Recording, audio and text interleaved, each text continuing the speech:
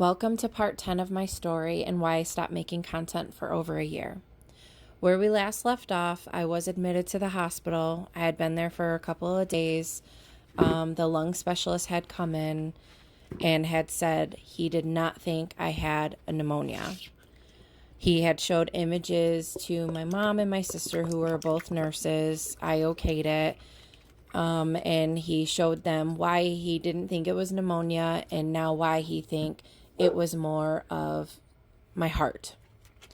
So, of course, that is way scarier, way worse, because it's a whole different diagnosis, a whole different set of tests, and a whole different set of doctors. So pretty much my x-ray had showed that I had what's called a bilateral pneumonia, or what they originally thought was a bilateral pneumonia, which means it was pneumonia in both my lungs.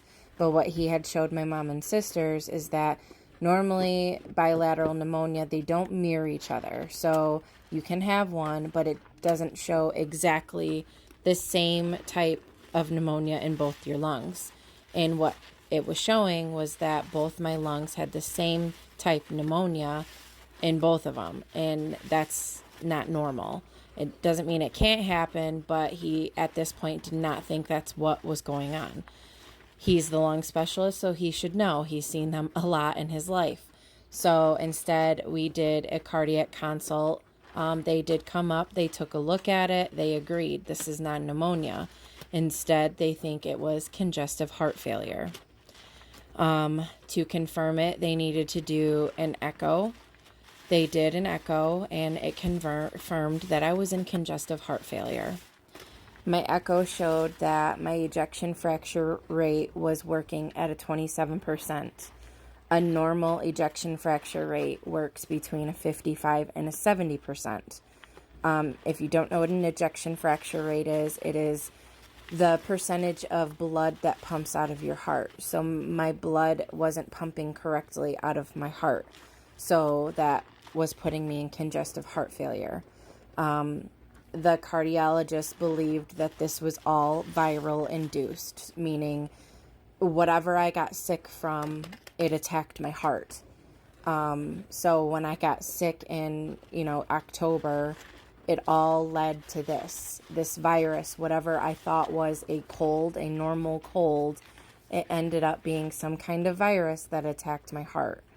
They, again, like I said, they tested me for everything, and everything came back negative. So to this day, I still have no idea what virus attacked my heart.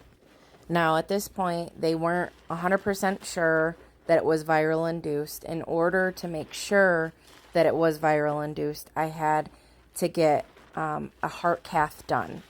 A procedure where they go in and they check your heart just to make sure there isn't any permanent damage or there wasn't damage from, just health issues. So I did get that procedure done, and sure enough, there was no permanent damage, thank God, and it was viral induced. So they did put me on 5 different medications, and I did have to go home with what's called a life vest because my ejection fraction rate was so low, meaning my heart was not working correctly and it could stop at any time. It did not, thank goodness. It did not stop at any time. They had me do this for 3 months. I did go back and get a echo done this past March of 2024, after being on all these medications and the life vest, and my ejection fraction rate went up to 45%. So it was 26 when I left the hospital, 45 when I got it done just in March, which is good. They said that I would get better. They just didn't know how long it would take. So I am getting better. I do get another echo done next month, and hopefully I'll be completely normal. I am almost completely back to normal, but yeah, this was very unexpected. Still to this day, again, we don't know what kind of virus caused this. Because of my job, and I'm around a lot of different types of people, My cardiologist thinks that it could have been some kind of foreign virus. He really is not sure. He's not sure what caused it. It's just something that happened.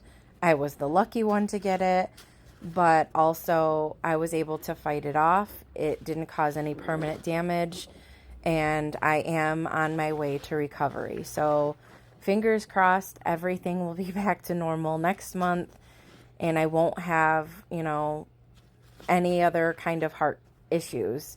But this will be a part of my history for the rest of my life. I will have what is called non-ischemic cardiomyopathy, whether I currently have it or it's just a part of my history. And hopefully it will just be a part of my history, and I won't ever have to take medicine after next month ever again. But I am very grateful that it did not cause any permanent damage. That is like my number one thing that I'm most grateful for, and that there's no long-term side effects. So yes, that is the end of my story. I am still currently going through things, but I am better.